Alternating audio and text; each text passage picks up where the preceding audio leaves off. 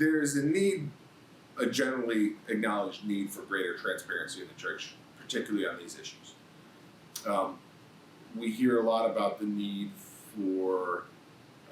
transparency, especially in regard to the Pope's fairly recent still, 2019 Universal Law Vos Estis Lux Mundi, which tried to shed a little bit more light on the question of bishops' accountability. There is a need when investigating these matters for a certain kind of discretion. So it's appropriate that an investigation would be confidential,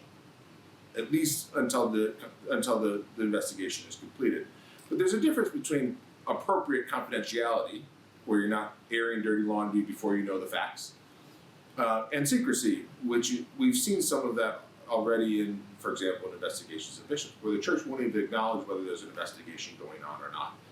I think one of the important things, particularly with regard to bishops' accountability, and particularly given the church's shortcomings in this area in the past,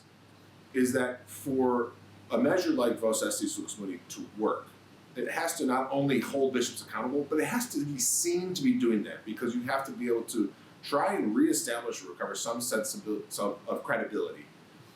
So if the law is working, but it's not seen to be working, it's not doing what it might otherwise do. So it's important that the church get these questions right, but that it be seen to do that. And so I think confidentiality is appropriate given the subject matter, but the kind of secrecy that we don't even know who's being investigated or what the results of those investigations are, that's a problem that the church is still working